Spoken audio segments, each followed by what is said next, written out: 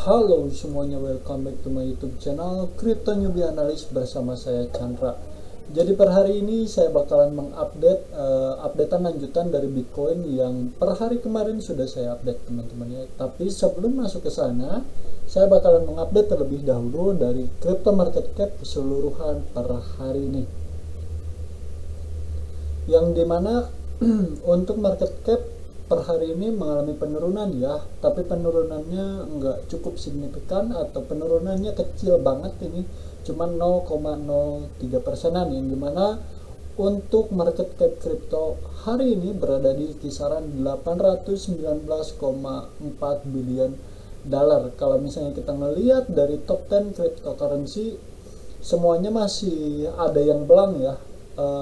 Ada yang hijaunya lumayan dan juga ada yang penurunannya juga lumayan, karena per hari ini si posisi market masih tetap cenderung sideways ya. Kalau misalnya kemarin kan kita ngelihat ada pumping sebentar dari Bitcoin yang dimana dia menyentuh kisaran 16.900 tapi terreject di sana. Nah, sekarang kita bakalan lanjut update tentang Bitcoin selanjutnya. Jadi untuk sekarang sebenarnya si posisi market Bitcoin itu kita nggak lari kemana-mana ya sebenarnya. Ini di near guys, kita pindahin dulu. Nah ini ya. Jadi sebenarnya kalau misalnya kita ngelihat si posisi market itu tidak kemana-mana ya, yang dimana per hari kemarin itu sempat menyentuh harga kisaran 16.987. Tapi akhirnya si posisi market Bitcoin itu apa? Si posisi market Bitcoin itu berhasil terrejeksi di kisaran level ini, yang dimana per hari kemarin kan sudah saya bahas ya, posisinya itu ini bisa menjadi sebagai area posisi tahanan untuk Bitcoin sekarang ya. Apakah si posisi market Bitcoin itu mampu untuk break kisaran 16.900 atau tidak? Kalau misalkan untuk skenario yang sekarang kalau misalkan si posisi market Bitcoin itu kita ngelihat si posisi market itu terreject di posisi kisaran 16.900, ada kemungkinan dia testing sekali lagi teman-teman ya, karena sejatinya semakin sering posisi market dites ya, atau posisi area bisa disebut sebagai resisten atau area order block seller ya, makin sering area order block seller dites akan makin lemah teman-teman. Jadi kalau misalkan sekarang di posisi ini saya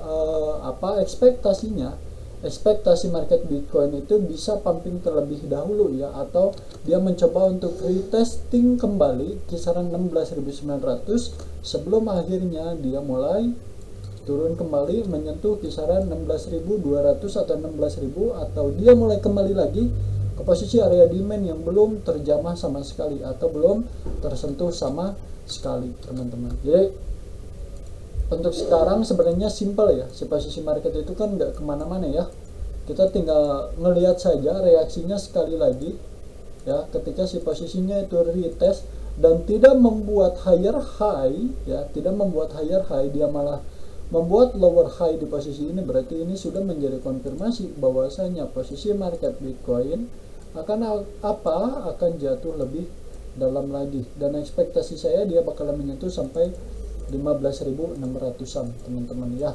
Nah berarti sekarang titik krusial atau titik kritikalnya berada di posisi ini.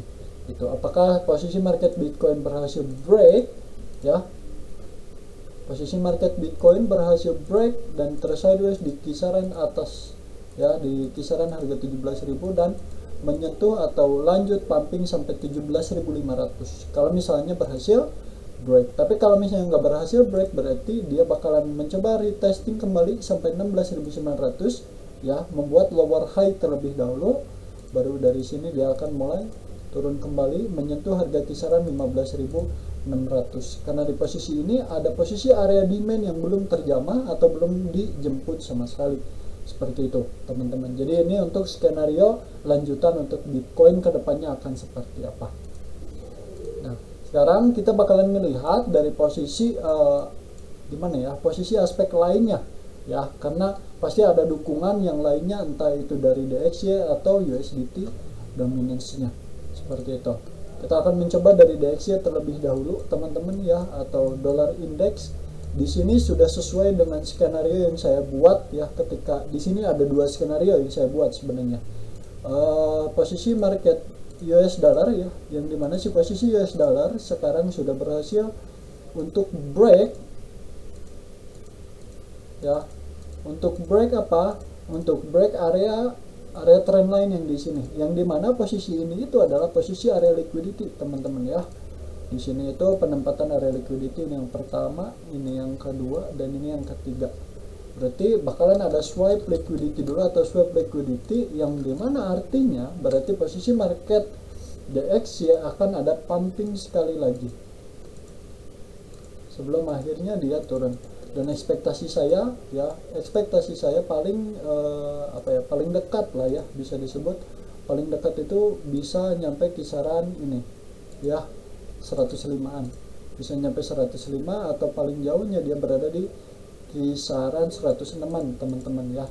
Nah, apabila si posisinya dia menyentuh ke area posisi ini, berarti untuk Bitcoin akan ada penurunan lanjutan ya, atau akan ada koreksi lebih dalam daripada yang sekarang, seperti itu. Kalau misalnya kita melihat dari posisi DXY ya, karena si posisinya sudah berhasil break dari posisi trendline, dan ini sebenarnya bagus ya, dan ini bagus banget untuk DXY, berarti akan ada lanjutan kenaikan untuk US dollar ya, dan akan ada penurunan untuk Bitcoin teman-teman. Ini sekilas dari DXY terlebih dahulu ya, yang dimana di sini juga bisa menjadi posisi area kuat untuk US dollar ya, yang dimana posisi ini belum termitigasi sama sekali dan akhirnya termitigasi sekarang.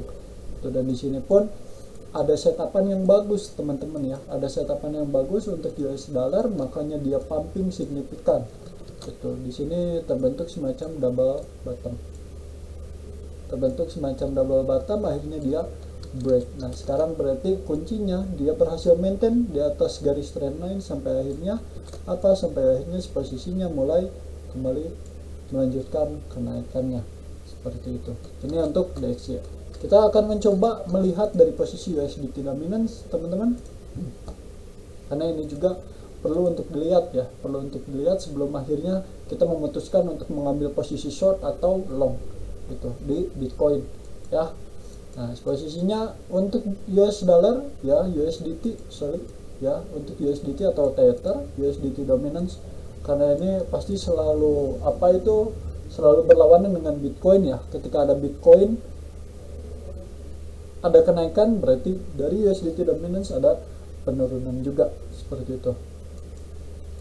Di sini ini bisa disebut juga sebagai area FVG ya, fair value gap, yang dimana di sini ada liquidity ya, ada liquidity yang belum terjemput, dan per hari ini sudah ada penjemputan liquidity teman-teman, tapi baru 50%-nya ya, baru 50%-nya, belum keseluruhannya. Kalau misalnya keseluruhannya liquidity diambil, berarti dia akan turun sampai ke kisaran 8,15%, atau dia kembali lagi sampai 7,9%. Nah, apakah posisi USDT dominance mulai pumping kembali atau enggak?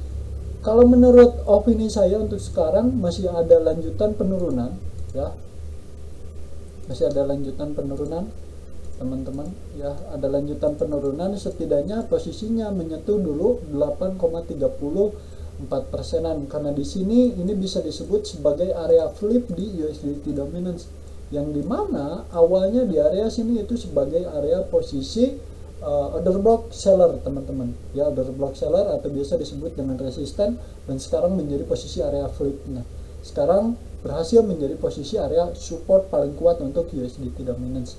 Jadi untuk sekarang untuk USDT dominance ya ada penurunan lanjutan menurut opini saya, setidaknya testing terlebih dahulu sampai 8,33%-an. Dan untuk Bitcoin berarti akan ada testing lanjutan sampai 16.900 atau 17.000 sekian.